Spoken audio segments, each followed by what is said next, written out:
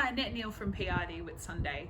I'm here this week at 32 Beth Court again, enjoying the beautiful ocean views over my shoulder, and I actually just happened to see a few turtles pop up. They do call it Turtle Bay, and there they were this morning. Such a beautiful sight here in the Whitsundays.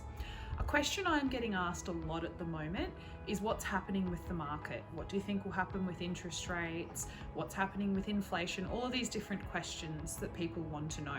Because obviously property is one of the biggest economic drivers in our country and one of the biggest areas of wealth. It's where most people hold the majority of their wealth in their family home. You know, maybe they bought something 20 years ago, they've sold it, it's how they've made their money and how they've built their wealth.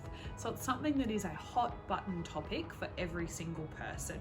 Now this week we have had the new inflation results released and they were a little bit lower than expected for the quarter at only 1.8%. So a good sign there that inflation is starting to dampen just a little bit. So the RBA's strategy coming through of interest rate rises obviously having an effect.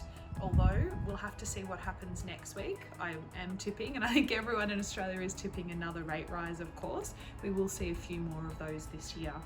Now, obviously, who wants to know what's happening in the market? Everybody, as I just said. So on the 7th of September, I am really thrilled to announce that we are having a huge research night.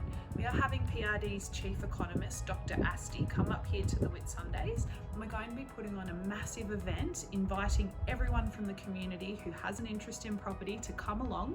And we're going to be putting on an event, including a few drinks, maybe down at the VMR with a beautiful Whitsunday backdrop, giving a lot of information to people on what the market is doing. We will have our Australian Economic Property Report out in August, so we'll be speaking a lot to that, but also tailoring the information to the people that do come along. So mark that one in your calendars, the 7th of September, and pop along, come down and find out what is happening.